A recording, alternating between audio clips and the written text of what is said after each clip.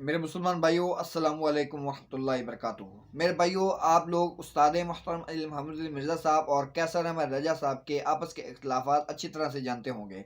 ये इख्तिलाफ़ात काफ़ी दिनों से चल रहे हैं और जब से इंजीनियर मोहम्मद अली मिर्ज़ा साहब ने इस्लामिक सेकुलरिज्म के नाम से टर्म डिवाइस की है, उसके बाद तो इख्तिलाफ़ात इंतहाई ज़ोर पकड़ चुके हैं और फिर काफ़ी सारी एक दूसरे के खिलाफ वीडियोस बनाने के बाद कैसर अहमद राजा साहब ने एक वीडियो अपलोड की थी, जिसके अंदर कैसर अहमद राजा साहब ने इंजीनियर साहब को आमने सामने बैठने की पेशकश की थी और कहा था कि एक बार चाहे आप लाइव सेशन के अंदर या फिर आप एकेडमी में बुलाकर मेरे साथ 1 to 1 एक पॉडकास्ट करें, ताकि उसमें हम अपने तमाम किज़िये निपटा लें, ताकि हमारे स्टूडेंट्स कंफ्यूज ना हो। यानी हम नौजवानों को, अपने स्टूडेंट्स को गलत मैसेज दे रहे हैं।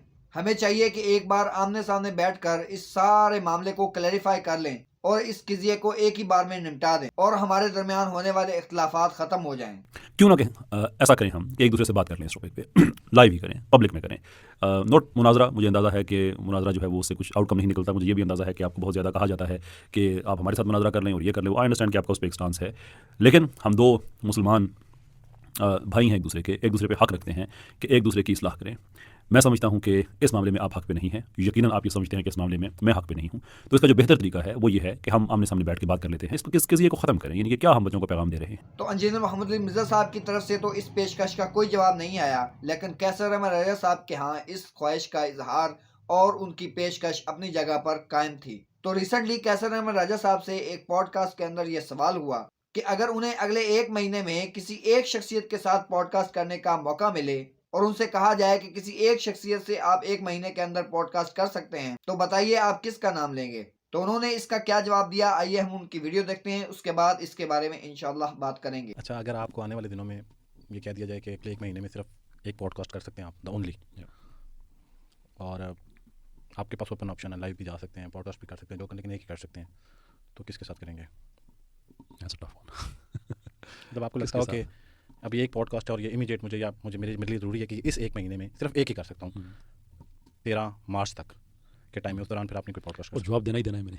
हाँ, जवाब देना है आपको एक पॉडकास्ट करनी है और आप किसी को भी गेस्ट ले सकते हैं अपने पास, और यहाँ आपके पास एज अ गेस्ट आ जाएँ तो आपको लगेगा कि यार ये बड़ी खुशी हुई है मुझे कि ये प्रोबेबली अहमद जावेद साहब, if I have to choose one, और कोई और नहीं हो सकते। और जो मैं सोच रहा हूँ शायद वो भी आप कौन सोच रहे हैं?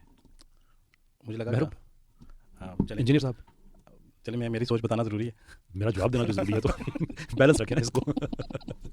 फिर बताइए आपके जहन में कौन है, एटलीस्ट मैं पता तो चले कि मेरी परसेप्शन है क्या। क्योंकि मुझे ये लग रहा था, क्योंकि पॉडकास्ट के आगाज़ में आपने कहा कि आजकल, क्योंकि आपने पैगाम भी दिया है कि मैं चाहता हूँ कि 1-on-1 सेशन हो जाए मिर्ज़ा साहब के साथ, तो शायद आप चूज़ करेंगे कि मिर्ज़ा साहब के साथ मामला भी ख़त्म हो जाएगा, पॉडकास्ट भी हो जाएगी। So far as I am concern वो मामला खत्म है। जो चीज़ें मैंने उनके सामने रखी हैं, मेरा ख्याल इसके बाद ही खत्म है मामला। I don't see it going any further. अच्छा, ये लंबा पॉज था तो मुझे लगा कि शायद आपका रिप्लाई वैसे चले, ये भी सही है कि नहीं आया, वरना एक नया मुकदमा मंजरेआम पे आ जाए। मेरे भाइयों, जब मैंने ये वीडियो देखी तब एंकर की तरह मेरे भी ज़हन में यही बात थी कि कैसर अहमद रजा साहब इंजीनियर साहब का नाम ही लेंगे, लेकिन उन्होंने इंजीनियर साहब के हवाले से कहा कि मैं इंजीनियर साहब के सामने 2 मामलात रख के मैं ये सारा मामला डन कर चुका हूँ। अब मेरा इंजीनियर साहब से इस मामले में कोई बात करने का इरादा नहीं है।